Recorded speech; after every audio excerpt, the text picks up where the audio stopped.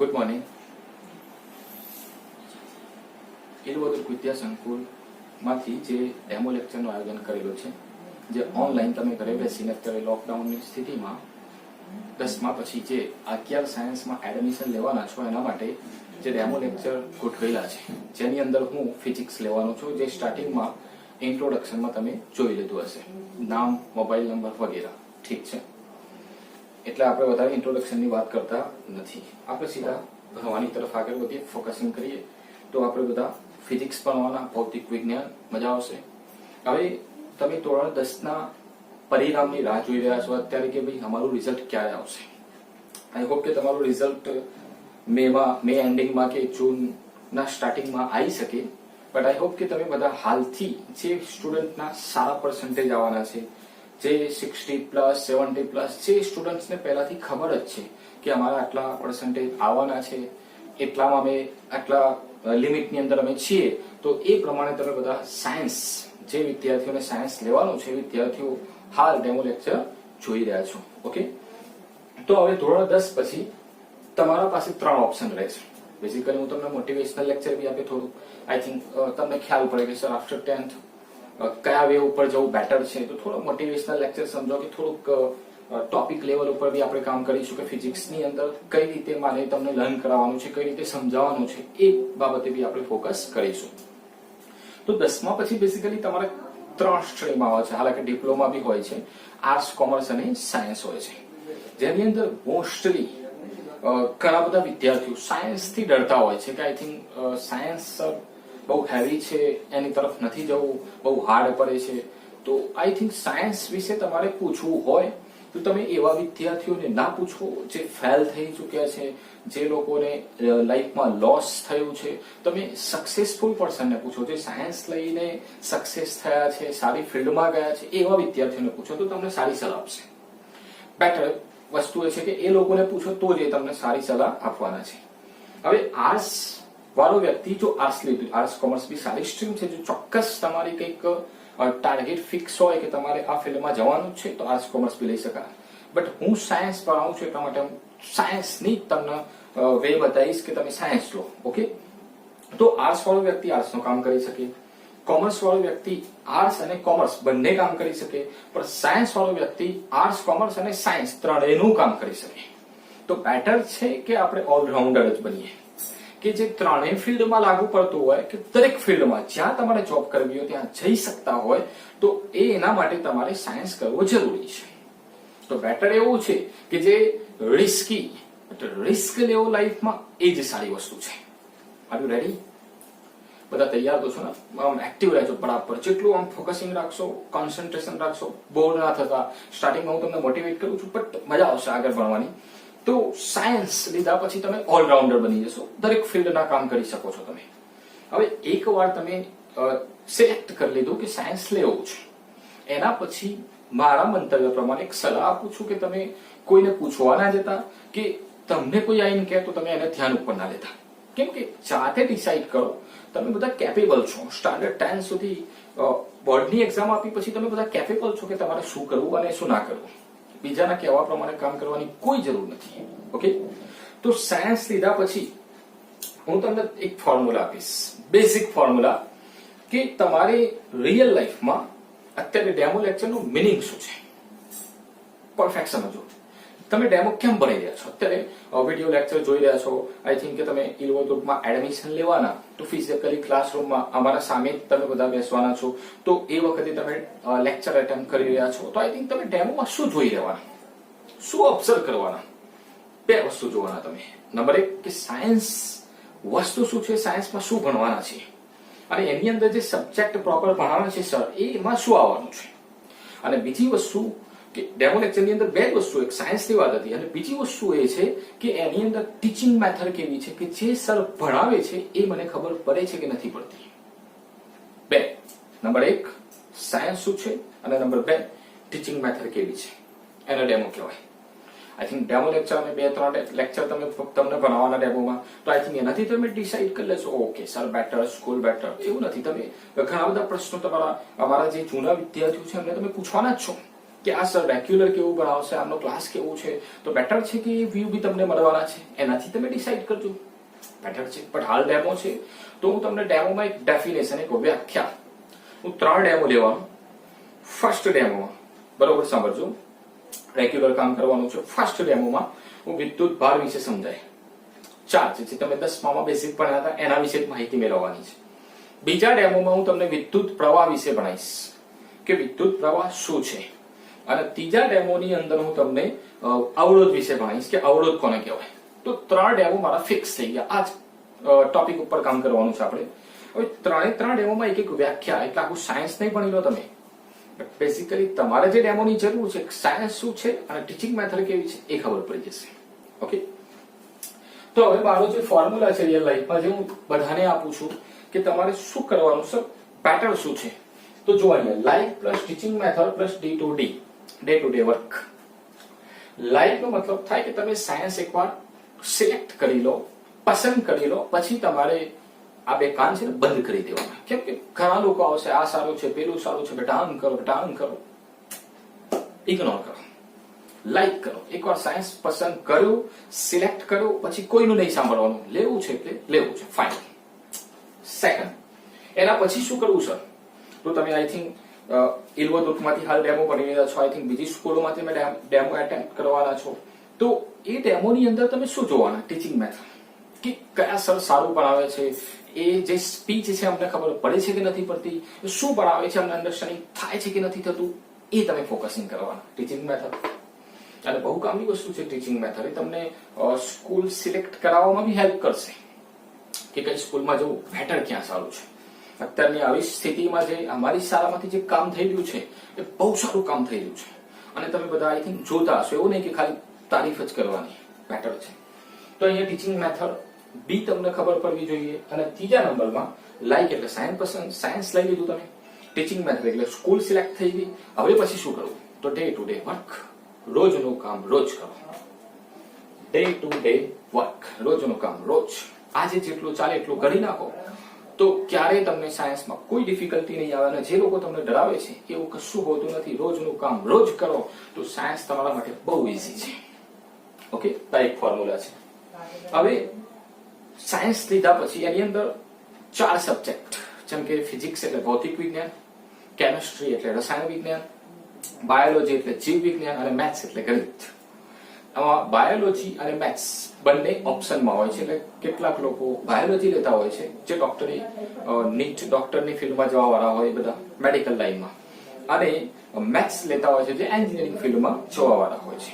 બાકી ફિઝિક્સ અને chemistry compulsory common subject છે. એટલે તમારે સાયન્સમાં કોઈ બી સ્ટ્રીમ પસંદ, સાયન્સની અંદર કોઈ બી લો તમે સબ્જેક્ટ, બાયોલોજી લો કે મેથ્સ લો, તમારે કમ્પલસરી ફિઝિક્સ ભણવાનું છે. ઓકે, ફિઝિક્સ ઇંગ્લિશ શબ્દ છે અને ગુજરાતીમાં તમે કહો છો ભૌતિક વિજ્ઞાન, જે ધોરણ 10 ની અંદર ચેપ્ટર 10 થી 10, 11, 12, 13, 14 જે એક પાઠ હતું તમારા વિજ્ઞાનની અંદર, એ જે પાઠ હતા એ ભૌતિક વિજ્ઞાનની અંદર સમાવેશ થાય છે. હવે રેડી, બધા તૈયાર તો છો ને? એક્ટિવ રહેજો, થોડીક આગળ વધી એટલે મજા આવશે. તો એ જે ચેપ્ટરનું એક પોર્શન હતું સાયન્સની અંદર, એ ભૌતિક વિજ્ઞાનના ચેપ્ટર હતા. એ ભૌતિક વિજ્ઞાન શબ્દ આવ્યો ક્યાંથી? અને ઇંગ્લિશમાં ફિઝિક્સ કહેવાય. તો ફિઝિક્સ શબ્દ ક્યાંથી આવ્યો? તો ગ્રીક શબ્દ, ગ્રીસમાંથી ગ્રીક વર્ડ એક શબ્દ છે જેને કહેવાય ફ્યુઝિસ. ફ્યુઝિસ ઉપરથી એને ફિઝિક્સ નામ આપવામાં આવ્યું. અને સંસ્કૃતમાં એક શબ્દ છે ભૌતિકી, એના ઉપરથી એને ભૌતિક વિજ્ઞાન કીધું. ફિઝિક્સ કેમ કીધું? ફ્યુઝિસ ઉપરથી. અને ભૌતિક વિજ્ઞાન કેમ કીધું? ભૌતિકી ઉપરથી. સંસ્કૃત શબ્દ છે. ક્લિયર? તો આ એક નામ પહેલા બતાવ્યું સબ્જેક્ટનું, જે હું ભણાવવાનું છું તમને. હવે એ સબ્જેક્ટ નો મતલબ શું છે? ભૌતિક વિજ્ઞાનમાં તમે શું ભણવાના? તો પ્રકૃતિ વિશે ભણવાના. નેચર, કુદરતી આ પ્રકૃતિ જે દેખાય છે તમારી આસપાસ, પ્રકૃતિને સમજવા માટેનું વિજ્ઞાન, એને કહેવાય ભૌતિક વિજ્ઞાન. ક્લિયર? Very yes. તો પ્રકૃતિને સમજવી છે. બેસિકલી તમે અર્લી મોર્નિંગમાં ઉભા થયા, તમને એમ થાય બોરિંગ સબ્જેક્ટ છે, નથી ભણવું. સવારે ઉભા થયા તમે જોઈ શકો છો દ્રશ્ય પ્રકાશ ફિઝિક્સની અંદર આવે છે. તમે ચાલી શકો છો ઘર્ષણના કારણે, ફિઝિક્સની અંદર આવે છે. તમે સાંભળી શકો છો ધ્વનિ તરંગોના કારણે, ફિઝિક્સની અંદર આવે છે. તો આઈ થિંક તમારી રિયલ લાઈફમાં તમારી આસપાસ દરેક જગ્યાએ ફિઝિક્સ છે. પછી આપણે ભણવું જ પડે, કેમ નહીં ભણવું? અને ગમશે બી, કેમ કે અત્યાર સુધી તમે 10મામાં જે પાર્ટ્સ ભૌતિક વિજ્ઞાનનું હતું એને તમે ગોખતા હતા. બે પ્રકારના સ્ટુડન્ટ હોય, ગોખવા વાળા, એક તૈયાર કરવા વાળા. તો આઈ થિંક અત્યારે સાયન્સ ફિલ્ડમાં જો તમે એન્ટર થયા તો પછી તમારે એક જ યાદ રાખવાનું કે તમારે તૈયાર કરવાનું છે, ગોખવાનું નથી. Not rustification, that's only for understanding. તમારે તૈયાર કરવાનું છે, રેડી થવાનું છે, કશું ગોખવાની કોઈ જરૂર નથી. કોઈ બી વસ્તુ ભણાવતા હોય ભૌતિક વિજ્ઞાનની અંદર તો ઇમેજિંગ કરો. કોઈ સબ્જેક્ટ ઉપર ફોકસિંગ કરતા હોય, માની લો કે જસ્ટ ઇમેજિંગ કર્યા વગર તમને ખબર નહીં પડે. ઘણા લોકોને ઇમેજિંગમાં નહીં ખબર પડતી હોય, ધીમે ધીમે આગળ ખબર પડશે તમને બધી જ. તો ભૌતિક વિજ્ઞાનનો મતલબ થાય પ્રકૃતિને સમજવા માટેનું વિજ્ઞાન. તમારી આસપાસ સૂર્ય કે આજે અવકાશ જે તમને બ્લુ સ્કાય દેખાય છે, સૂર્ય ઉગતો હોય કે આથમતો હોય વખતે રાતસ પડતો દેખાય છે, આવા બધી જે ઘટનાઓ કુદરતી એને સમજવી છે આપણે. ધેટ મીન્સ તમે એક વસ્તુ વિચારી લો કે પ્રકૃતિ સમજવી હોય એટલે પ્રકૃતિની અંદર શું આવી જાય? આખું બ્રહ્માંડ, એટલે આખું ગેલેક્સી, આખા બ્રહ્માંડ, આખા યુનિવર્સને તમારે સમજવું છે ફિઝિક્સની અંદર. તો પછી એની અંદર તમારે ધીમે ધીમે આગળ વધો કે સર બ્રહ્માંડની અંદર શું હશે? તો બ્રહ્માંડના બે મૂળભૂત ઘટકો છે. કેટલા મૂળભૂત ઘટકો? બોલતા રહેજો જોડે જોડે. બે. નંબર 1 દ્રવ્ય અને બીજો વિકિરણ. દેખાય છે? દ્રવ્ય મેટર અને વિકિરણ રેડિયેશન, સૂર્યનો પ્રકાશ, લાઇટ ની વાત છે વિકિરણમાં. ઓકે, હવે દ્રવ્યની અંદર 3 પ્રકારો હોય છે એના: ઘન, પ્રવાહી અને વાયુ. એનું ચોથું સ્વરૂપ આવે છે પ્લાઝમા. હાલ એની કોઈ વધારે ડિટેલમાં જરૂર નથી, સૂર્યમાંથી કંઈક મળી રહે છે અને ઉર્જાનો અખૂટ સ્ત્રોત છે. 11 સાયન્સમાં આવશો એટલે વધારે થોડી ખબર પડશે. તો દ્રવ્યના 3 પ્રકારો: ઘન અવસ્થા, પ્રવાહી અવસ્થા અને વાયુ અવસ્થા. ખબર પડે છે બધાને? ઓકે, તમારી આસપાસ તમે નજર ફેરવો, જ્યાં બેઠા છો ત્યાં આસપાસ જુઓ, પ્રેક્ટિકલી. હાલ ઇમેજિન, કશું કોઈ આપણે ગોખવાની જરૂર નહીં, તમારી આસપાસ નજર ફેરવો તમે અને જુઓ કે આ પદાર્થ કયો છે? ઘન પદાર્થ. આ બાજુ હવા છે, પ્રવાહી, વાયુ છે, પાણી, પ્રવાહી છે. તમારી સામે બોર્ડ દેખાય છે, હું દેખાવું છું, આ બોર્ડ દેખાય છે, ઘન પદાર્થ છે. આઈ થિંક તમને એમ ફીલ થશે સર, હા, ઘન પ્રવાહી વાયુ એવરીવેર તમારી આસપાસ. અથવા તો તમે લાઇટ, પ્રકાશ પડતો હશે તો વિકિરણ. તો દ્રવ્ય અને વિકિરણ, આખા બ્રહ્માંડમાં 2 જ વસ્તુ છે. એટલે આ 2 વસ્તુ તમે સમજી ગયા તો આખું બ્રહ્માંડ સમજી ગયા. એ જ ફિઝિક્સમાં ભણવાના. ઓકે, હવે ઘન, પ્રવાહી અને વાયુ, આ જે ત્રણેય છે એ શામાંથી બનેલા છે? તો ઘન, પ્રવાહી અને વાયુ પરમાણુઓથી, અણુ પરમાણુઓથી બનેલા છે. હવે તમને એમ થાય કે સાહેબ પરમાણુઓથી આ ઘન, પ્રવાહી, વાયુ બન્યા, તો પરમાણુ શું છે એ બી સમજવું પડશે. હવે જે ટોપિકનું નામ આપ્યું છે એની તરફ તો હજી ગયો જ નથી. તમને ભણાવવાનું છે વિદ્યુત બળ શું છે, એક જ ટોપિક છે. ઓકે, આવશે મને. ઓકે, તો પરમાણુઓથી બનેલા છે, પણ પરમાણુની અંદર શું હોય? ન્યુક્લિયસ હોય છે. પરમાણુની અંદર શું હોય? ન્યુક્લિયસ હોય છે. અને ન્યુક્લિયસની અંદર શું હોય? તો પ્રોટોન અને ન્યુટ્રોન હોય છે. હવે તમારે આખો પરમાણુ જોવો હોય તો તમે વિચારો ઘન પદાર્થ હોય, માની લો કે આ માર્કર છે, ઘન પદાર્થ છે. હવે આ પરમાણુથી બનેલી છે. હવે આની અંદર ક્યાં પરમાણુ તમને દેખાતો હશે? દેખાય છે? કશું. બટ ઇમેજિન કરવું પડશે. એટલા માટે મેં કીધું ઇમેજિન આને જ કહેવાય કે કલ્પના કરો. હા, યસ છે, માની લેવાનું કામ છે. માનશો કે નહીં? એક્સેપ્ટ કરો, પોઝિટિવ બનો. લાઈફમાં હંમેશા પોઝિટિવ બનો. કોઈ બી એની ટાઈમ કોઈ ક્વેશ્ચન હોય તો ગભરાયા વગર બિંદાસ જવાબ આપો. ગભરાયા વગર. તમને હું એક ક્વેશ્ચન પૂછેલો તો પહેલા બી અગેન રિપીટ કરી દઉં, શાયદ તમને યાદ હોય તો, કે માની લો કે પેસિફિક મહાસાગર હોય, એને તમારે બકેટમાં એક ડોલની અંદર ભરી દેવું હોય તો હાઉ ટુ પોસિબલ? તો ઘણા વિદ્યાર્થીઓના મગજમાં એવું આવશે, સર ઇમ્પોસિબલ, શક્ય જ નથી. તો તમે નેગેટિવ થઈ ગયા પહેલાથી, પોઝિટિવ, બી પોઝિટિવ. થશે સર, પોસિબલ છે, લાવ તમે ડોલ હું ભરીને બતાવું છું. નકશો દોડીને અંદર મૂકી દો, કેમ પોસિબલ નથી? બધું જ પોસિબલ. પોઝિટિવ લો લાઈફમાં. ઓકે, તો ઇમેજિન કરવું પડશે. તે માની લો કે આ વસ્તુ તમને નથી દેખાતી કે ઘન, પ્રવાહી, વાયુ પરમાણુઓથી બનેલા છે. પરમાણુની અંદર ન્યુક્લિયસ છે અને ન્યુક્લિયસની અંદર પ્રોટોન અને ન્યુટ્રોન છે. R you ready? ઓકે, હવે તમે જુઓ કે આ જે પરમાણુ છે એ મેં અહીંયા બનાવ્યો છે, આખો મોડેલ જો. આ જે ડાર્ક લાઈન દેખાય છે આખી, એ શું છે? પરમાણુ છે. એ પરમાણુની અંદર આ જે નાનું દેખાય છે એ શું બનાવ્યું છે મેં? ન્યુક્લિયસ. દેખાય છે ન્યુક્લિયસ? તો આ આખો પરમાણુ છે, એની અંદર આ ન્યુક્લિયસ છે, આ જે દેખાય છે. ને એની આસપાસ જે ડોટ ડોટ ડોટ વાળી લાઈન છે, ડેશ ડેશ ડેશ જે લાઈન મેં બનાવી છે, આ જે સર્કલ દેખાય છે એને કહેવાય કક્ષા. ઘણી બધી કક્ષાઓ હશે, આ તો ખાલી તમને સમજાવવા એક બનાવી છે. ન્યુક્લિયસની આસપાસ ઘણી બધી કક્ષાઓ હોય છે જ્યાં ઇલેક્ટ્રોન પરિભ્રમણ કરતા હોય છે. ઓકે, તો બેસિકલી અહીંયા સમજો હવે કે વિદ્યુત ભાર વિશે આપણે ભણીએ છીએ. તો વિદ્યુત ભારના બે પ્રકાર હોય છે. આપણે જેની હાલ ચર્ચા કરીએ છીએ એના ઉપર ફોકસિંગ કરીએ. વિદ્યુત ભારના કેટલા પ્રકારો છે? બે. એક વિદ્યુત ભારનો પ્રકાર છે ધન અને બીજો છે ઋણ. એક ધન વિદ્યુત ભાર હોય અને બીજો ઋણ વિદ્યુત ભાર. બરોબર સમજો. હવે બ્રહ્માંડની અંદર ઘણા બધા કણો અવેલેબલ છે, પણ આપણે ફક્ત 3 કણોનો અભ્યાસ કરવાના. R you ready? કેટલા કણોનો? બોલતા રહેજો જોડે. 3 કણો: ઇલેક્ટ્રોન, પ્રોટોન અને ન્યુટ્રોન. સાંભળેલું હશે 10મામાં તમે. ઓકે, તો અહીંયા પ્રોટોનના વિદ્યુતભારને ધન ગણવામાં આવે છે અને ઇલેક્ટ્રોનના વિદ્યુતભારને ઋણ ગણવામાં આવે છે, જ્યારે ન્યુટ્રોન ને તટસ્થ ગણવામાં આવે છે. 3 કણો નો અભ્યાસ કરવાના. કયા 3? Proton, electron, neutron. Proton, electron, neutron. પ્રોટોનને ધન વિદ્યુતભારિત, ઇલેક્ટ્રોનને ઋણ વિદ્યુતભારિત અને ન્યુટ્રોન તટસ્થ.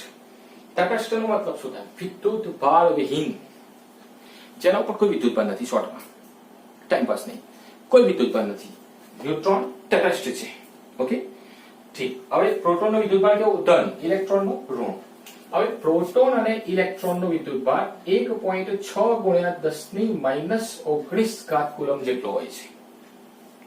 1.6 ગુણ્યા 10⁻⁹ કુલમ જેટલો હોય છે. બંનેનો વિદ્યુતભાર એક સમાન.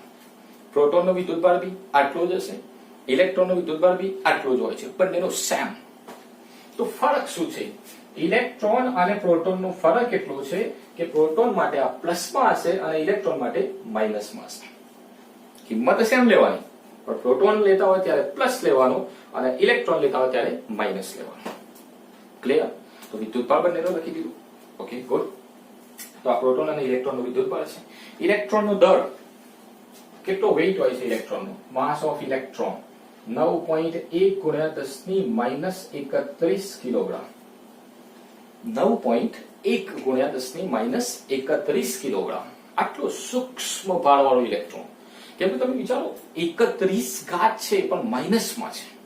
0.0000 કેટલો સૂક્ષ્મ ઇલેક્ટ્રોન છે. આટલા સૂક્ષ્મ દરવાળો ઇલેક્ટ્રોન છે તમે પ્રત્યક્ષ જોઈ બી નહીં શકતા, બટ એના વિશે ભણવાનું છે. તો ઇમેજિન તો કરવું જ પડશે, માનવું પડશે કે છે સાહેબ, દેખાય છે. યસ. ઓકે, તો આટલો ઇલેક્ટ્રોનનો દર છે, જ્યારે પ્રોટોનનો દર 1.67 ગુણ્યા 10⁻27 કિલોગ્રામ જેટલો હોય છે. જો ઇલેક્ટ્રોન કરતા થોડુંક, એવું નહીં કે બહુ વધારે પડતું, હા -31 છે, -27 એટલે થોડુંક હેવી છે, વજનમાં થોડુંક વધારે છે. ઓકે, અને જેટલો દર પ્રોટોનનો હોય છે એટલો જ દર કોનો માનવામાં આવે છે? ન્યુટ્રોનનો. એટલે પ્રોટોન અને ન્યુટ્રોન બંનેનો દર એક સમાન, અને ઇલેક્ટ્રોન એમના કરતા પણ નાનો છે, -31 કિલોગ્રામ. બોલો, ક્લિયર છે? ઓકે, તો વિદ્યુતભાર બે પ્રકારના, ધન અને ઋણ. ધન કોને ગણ્યો? પ્રોટોનને. ઋણ કોને ગણ્યો? ઇલેક્ટ્રોનને. પ્રોટોનનો વિદ્યુતભાર, ઇલેક્ટ્રોનનો વિદ્યુતભાર એક સમાન, પણ એકનો પ્લસમાં એકનો માઇનસમાં. કેટલો? 1.6 ગુણ્યા 10⁻19 કુલમ. ક્લિયર? આજે લખ્યું છે. વિદ્યુતભારનો એકમ કુલમ છે, કેમ કે ચાર્લ્સ કુલમે એની માહિતી આપી છે. આજે સી લખ્યું છે ને કુલમ કહેવાય, એકમ કહેવાય વિદ્યુતભારનો. ચાર્લ્સ કુલમ નામના વૈજ્ઞાનિકે માહિતી આપી એટલા માટે એનો એકમ કુલમ છે, એના નામ ઉપરથી. ક્લિયર? ઓકે, વિદ્યુતભારની માહિતી મેળવી, સરસ, મજા આવી. ભાઈ ખ્યાલ તો પડે છે ને બધા? R you ready? Okay, good. હવે એના પછી સમજો કે મેં એક શબ્દ લખ્યું છે અહીંયા, તટસ્થ. હવે આ તટસ્થનો મતલબ શું થાય? કે વિદ્યુતભાર વિહીન, એટલે કે કુલ વિદ્યુતભાર 0 હોય, કુલ વિદ્યુતભાર 0 હોય, એને તટસ્થ કહેવાય. ચલો એક એક્ઝામ્પલ આપું તમને કે હમણાં ખ્યાલ પડશે તમને. Are you ready? Yes or no? Okay, હવે તમે માની લો કે આ જે દેખાય છે આખું પરમાણુ છે, એની અંદર આ ન્યુક્લિયસ, એની આસપાસ આ કક્ષા, અને આ કક્ષામાં ઇલેક્ટ્રોન પરિભ્રમણ કરે છે. દેખાય છે બધાને?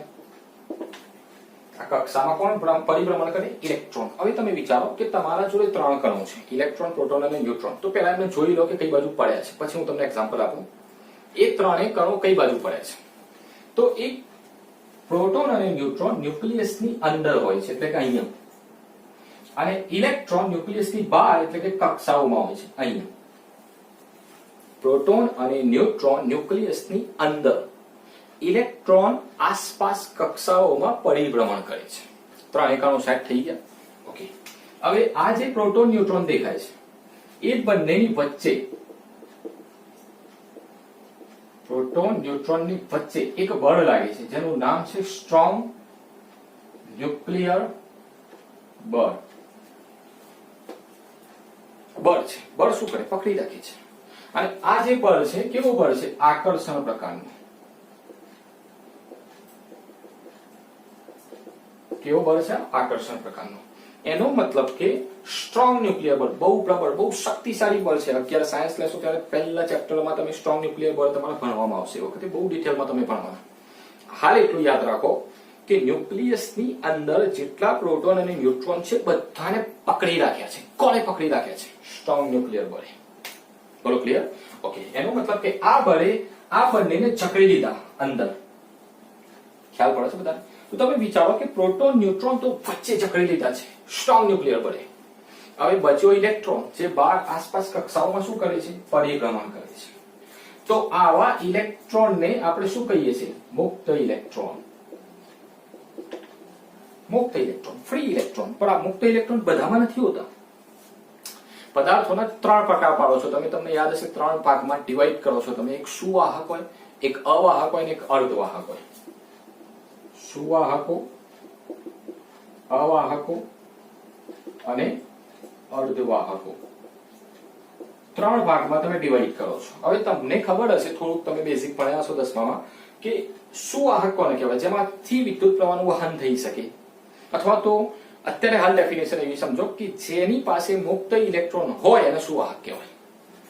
અવાહક એને કહેવાય જેમાં મુક્ત ઇલેક્ટ્રોન હોતા નથી, જેમાં વિદ્યુત પ્રવાહનું વહન થતું બી નથી. અને અર્ધવાહક જે 0 કેલ્વિન તાપમાન, એટલે પ્રારંભમાં તો અવાહક જ હોય છે. ઓકે. એટલે કે આ તો અવાહક છે, આ બી પ્રારંભમાં અવાહક હોય છે. એટલે આ બે ઓપ્શન તો છે જ નહીં આપણી જોડે. તો બેટર છે કે આપણે સુવાહકો વાપરીએ. કેમ કે સુવાહકો પાસે શું હોય છે? મુક્ત ઇલેક્ટ્રોન. ફરી ખબર? હવે તમે વિચારો કે તમારા જોડે 3 કણો હતા. કેટલા કણો હતા? 3. ઇલેક્ટ્રોન, પ્રોટોન અને ન્યુટ્રોન. જેમાં વિદ્યુતબળ કેટલા? 2. પ્રોટોન અને ઇલેક્ટ્રોન. એમાં એક હતું પ્રોટોન, એ તો પકડી લીધું સ્ટ્રોંગ ન્યુક્લિયર બળે. તો બચ્યો કયો? ઇલેક્ટ્રોન, જે કઈ બાજુ છે? બહાર. એનો મતલબ કે હવે તમે કોઈ પદાર્થમાંથી બહાર કાઢી શકો, મુક્ત કરી શકો તો ફક્ત અને ફક્ત ઇલેક્ટ્રોન છે. એટલે આ ઇલેક્ટ્રોનને તમે બહાર કાઢી શકો છો.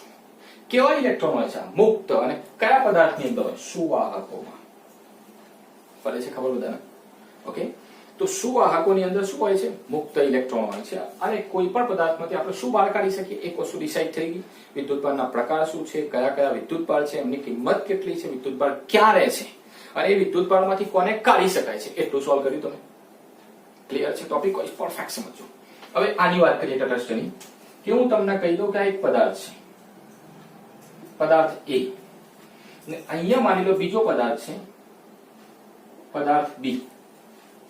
ચલો, આ બંને પદાર્થ પ્રારંભમાં તટસ્થ છે. પ્રારંભમાં કેવા છે? તટસ્થ પદાર્થ. અને કોઈ પણ પદાર્થ તટસ્થ જ હોય છે. How to possible? તમને ખબર છે કે માની લો કે ધન કે ઋણ વિદ્યુતભાર હોય તો તમને કરંટ લાગે, તમારા ઉપર બળ લાગી શકે. તમે કોઈ વસ્તુને ટચ કરો, માર્કર પકડી છે, તો મને કોઈ કરંટ લાગે છે? નથી લાગતો. એનો મતલબ કે તટસ્થ છે. હવે તટસ્થ કોને કહેવાય? કે જે પદાર્થમાં ઇલેક્ટ્રોનની સંખ્યા n અને પ્રોટોનની સંખ્યા np બંને એક સમાન હોય. માની લો કે કોઈ પદાર્થમાં 10 ઇલેક્ટ્રોન હોય તો સામે 10 પ્રોટોન હોય. ઇલેક્ટ્રોનનો વિદ્યુતભાર ઋણ અને પ્રોટોનનો વિદ્યુતભાર ધન, તો પ્લસ માઇનસ ટોટલ તો 0 થઈ જશે. એટલે કુલ વિદ્યુતભાર 0 થયું. કુલ વિદ્યુતભાર 0, ધેટ મીન્સ તટસ્થ. ખબર પડી? એનો મતલબ કે કોઈ પણ પદાર્થ તટસ્થ ક્યારે હશે? જ્યારે એની અંદરના ઇલેક્ટ્રોન અને પ્રોટોનની સંખ્યા એક સમાન હશે. રેડી? તો એનો મતલબ એવું કે કોઈ પદાર્થ તટસ્થ હોય તો એનો મતલબ કે એનો કુલ વિદ્યુતભાર 0 છે, પણ એવું નથી કે એમાં ઇલેક્ટ્રોન પ્રોટોન નથી. છે, ઇલેક્ટ્રોન બી છે અને પ્રોટોન બી છે, પણ બંને એક સમાન છે. એકબીજાને તટસ્થ કરી નાખે છે. એક્ઝામ્પલ ખાલી આપણે સમજવા માટે લઈ લઈએ કે આ બોડીની અંદર 100 ઇલેક્ટ્રોન છે. આમ તો ઘણા બધા ઇલેક્ટ્રોન હોય. 250 ગ્રામ પાણીની અંદર 10⁷ ઘાત કુલમ જેટલા વિદ્યુતભારો હોય છે. અસંખ્ય. એટલું બધું તમે વિચારો કે 10⁷ ઘાત એટલે કેટલી બધી કિંમત થઈ. બટ આપણે હાલ અહીંયા સમજીએ, ખાલી તમને સમજાવવા ખાતર મેં લીધા છે. 100 ઇલેક્ટ્રોન અને 100 પ્રોટોન છે આ બોડીમાં. 100 ઇલેક્ટ્રોન 100 પ્રોટોન તો કુલ વિદ્યુતભાર 0 એટલે તટસ્થ થઈ ગઈ. એ જ રીતે આ બોડીમાં માની લઈએ આપણે 100 ઇલેક્ટ્રોન અને 100 પ્રોટોન તો આવી તટસ્થ થઈ ગઈ. ઠીક. હવે કોઈ પણ પદાર્થમાંથી બહાર શું કાઢી શકાય? ઇલેક્ટ્રોનને. હવે એ કાઢવા માટેની 3 પ્રક્રિયાઓ છે જે તમે 12માં ભણશો. એક સંપર્કની, એક ઘર્ષણની અને એક પ્રેરણની. સંપર્ક, ઘર્ષણ અને પ્રેરણ કે બે સુવાહકમાં એક વિદ્યુત ભારિત હોય, બીજો વિદ્યુત ભારિત ના હોય ને બંનેને ટચ કરો તો બંને વિદ્યુત ભારિત થઈ જાય, એને સંપર્ક કહેવાય. તો મેં શું કર્યું કે આ પદાર્થમાંથી આ પદાર્થને 10 ઇલેક્ટ્રોન આપી દીધા. ભાઈ ખ્યાલ પડે છે બધા? કેમ કે કાઢી શું શકો તમે? ઇલેક્ટ્રોન જ, એટલે ઇલેક્ટ્રોન જ કાઢવા પડશે. તો અહીંથી મેં કાઢી લીધા. કેટલા? 10. અને કોને આપે? ઓને. તો A માંથી 10 ઇલેક્ટ્રોન ગયા અને B એ 10 ઇલેક્ટ્રોન મેળવ્યા. ઓકે, ચલો આના પર ઇલેક્ટ્રોન હતા કેટલા? 100. ગયા કેટલા? 10. તો વધ્યા કેટલા? 90 ઇલેક્ટ્રોન. જ્યારે પ્રોટોન તો 100 જ છે અહીંયા. ચલો આની અંદર 100 ઇલેક્ટ્રોન હતા, 10 આયા તો કેટલા થયા? 110 ઇલેક્ટ્રોન. જ્યારે પ્રોટોન તો 100 જ છે. ખબર પડે છે બધાને? ઓકે. તો તમે જુઓ કે 90 ઇલેક્ટ્રોન 90 પ્રોટોનને તટસ્થ કરી નાખે. 90 ઇલેક્ટ્રોન 90 પ્રોટોનને તટસ્થ એટલે 0 કરી નાખે. તો પણ આમાં કેટલા? 10 પ્રોટોન વધ્યા. એ આનો વિદ્યુતભાર થઈ ગયો. એ જ રીતે આમાં જુઓ 100 ઇલેક્ટ્રોન 100 પ્રોટોનને તટસ્થ કરી નાખે. તેમ છતાં જુઓ 100 ઇલેક્ટ્રોન 100 પ્રોટોનને તટસ્થ કરે તો એ 10 ઇલેક્ટ્રોન વધે છે. એ આનો વિદ્યુતભાર થયો. તો જે બોડીએ 10 ઇલેક્ટ્રોન આપ્યા પોતે પ્લસ ધન વિદ્યુતભારિત બની, અને જે બોડીએ ઇલેક્ટ્રોન લીધા એ પોતે શું બની? ઋણ વિદ્યુતભારિત. રિયલ લાઈફમાં તમે સમજી શકો કે આપનાર ધનવાન હોય અને લેનાર ઋણી હોય. તો જેને ઇલેક્ટ્રોન આપ્યા પોતે ધન બની ગયો અને જેને ઇલેક્ટ્રોન લીધા એ ઋણ બની ગયો. કોણે ઇલેક્ટ્રોન લીધા તો ઋણ બની ગયું -10, અને આને ઇલેક્ટ્રોન આપ્યા તો આ ધન બની ગયું +10. ક્લિયર છે? ઓકે. હવે કોઈ પણ પદાર્થનો વિદ્યુતભાર ગણવો હોય તો એના માટેનું સૂત્ર માની લો કે આ બોડીનો વિદ્યુતભાર થઈ ગયો Q બરાબર +10 અને આનો વિદ્યુતભાર થઈ ગયો Q બરાબર -10. તો એનો મતલબ કે વિદ્યુતભાર માઇનસમાં બી હોય, પ્લસમાં બી હોય. 10 શું હતું? આ 10 ઇલેક્ટ્રોનની સંખ્યા. અને કોઈ પણ સંખ્યામાં વિદ્યુતભાર ટ્રાન્સફર થતો હોય તો એમાં ફક્ત અને ફક્ત શું જાય છે? ઇલેક્ટ્રોન જ જાય છે. તો એક સૂત્ર અહીંયા લખીએ આપણે, Q બરાબર ±NE. N એટલે વિદ્યુતભારની સંખ્યા અને E એટલે ઇલેક્ટ્રોનનો વિદ્યુતભાર. એટલે તમને ખબર છે કે N એટલે કે 1 હોય તો 1 ઇલેક્ટ્રોન ગયો, N બરાબર 10 છે તો 10 ઇલેક્ટ્રોન ગયા. N એટલે વિદ્યુતભારોની સંખ્યા. N બરાબર અહીં તમે લખી શકો 1 2 3 4 N ટાઈમ્સ. બોલો ક્લિયર? એટલે કે કોઈ પણ પદાર્થનો વિદ્યુતભાર ઇલેક્ટ્રોનની પૂર્ણાંક સંખ્યામાં હોય છે. પૂર્ણાંક સંખ્યા એટલે કે 1 ઇલેક્ટ્રોન જાય, 2 જાય, 10 જાય, 1.5 અડધો ઇલેક્ટ્રોન નહીં થાય. ઇલેક્ટ્રોન સૌથી નાનામાં નાનો કણ છે, એને તોડીને અડધો નથી કરવો.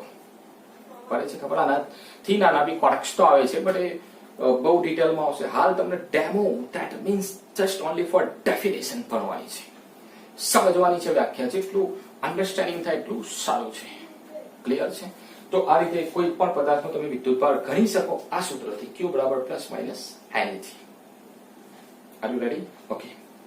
તો રિયલમાં તમારે બહુ સારી રીતે ભણવું હોય કે ફિઝિક્સ શું છે, ભૌતિક વિજ્ઞાન કોને કહેવાય, એમાં સરસ મજાની બહુ થિયરીઓ આવે છે. જે આખી ઇલેક્ટ્રિસિટી સમજવી હોય તો હું તમને ખાલી 3 વ્યાખ્યાઓ ચલાવું છું. પણ આખી ઇલેક્ટ્રિસિટી સમજવી હોય તો મજા આવશે. ફિઝિકલી ક્લાસરૂમ ઇલવદુમાં એટેન્ડ કરો, એડમિશન લો, સરસ મજાનું કામ થશે. ડેમોથી ડિસાઇડ નહીં થાય. જૂના વિદ્યાર્થીઓને પૂછો, આઈ થિંક તમે સમજવાનો પ્રયત્ન કરો. આઈ થિંક તમને ખબર પડી હશે. સાહેબ પડી કે નહીં પડી? ઠીક, પડી હશે તમને તો સારું લાગ્યું તો લાઈક કરજો અને કોમેન્ટ કરજો તમને જે ઠીક લાગે રીતે, કે આ રીતે તમે કોઈ પણ પદાર્થનો વિદ્યુતભાર ગણી શકો છો. 1 by 1 3 ડેમોમાં હું તમને પરફેક્ટ 3 ડેફિનેશન સમજાય. વિદ્યુતભાર શું છે, કેટલા પ્રકાર, કયા કયા વિદ્યુતભાર, કેટલી કિંમત, વિદ્યુત ભારો ક્યાં રહે છે, કોને કાઢી શકાય છે, અને એ કાઢવો હોય તો કઈ પ્રક્રિયાથી કાઢી શકાય, અને એ નીકળી જાય તો એનો વિદ્યુત ભાર કેટલો થાય, ત્યાં સુધી વિદ્યુત ભારની ટોટલી માહિતી આપણે મેળવી. હજી તો ઘણું બધું છે વિદ્યુત ભાર વિશે, બટ હાલ ડેફિનેશન, વ્યાખ્યા. આઈ હોપ કે તમને મજા આવી હશે. નેક્સ્ટ લેક્ચરમાં આપણે મળીશું ફરીથી અગેન નવો ટોપિક લઈને. વિદ્યુત પ્રવાહ, ઇલેક્ટ્રિક કરંટ, આટલી વ્યાખ્યા છે, બહુ ઇન્ટરેસ્ટિંગ હશે. તો જોતા રહેજો, મજા આવશે. કન્ટિન્યુ રાખજો આગળ. તો આ વિદ્યુત ભાર વિશે માહિતી મેળવી, જે તમને આઈ થિંક ખબર પડી હોય કેચ કરતા રહેજો. બટ આ રીતે તમે કોઈ પણ પદાર્થનો વિદ્યુત ભાર ગણી શકો છો. ગણી શકો ને તમે? ઓકે, માની લો કે હું તમને કહી દઉં કે પદાર્થ એ માંથી 50 ઇલેક્ટ્રોન નીકળી ગયા, તો પદાર્થ એનો વિદ્યુત ભાર કેટલો? Q બરાબર +50E. તો E એટલે તો તમને આ ખબર છે ને, એના સાથે ગુણી નાખો તો વિદ્યુત ભાર આવી જશે. આવા એક્ઝામ્પલ તમે કરી શકો ને, ટ્રાય તો કરી શકો ને.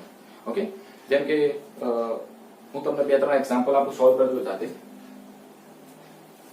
સ્ક્રીનશોટ લઈને લખી શકો લખવું હોય તો.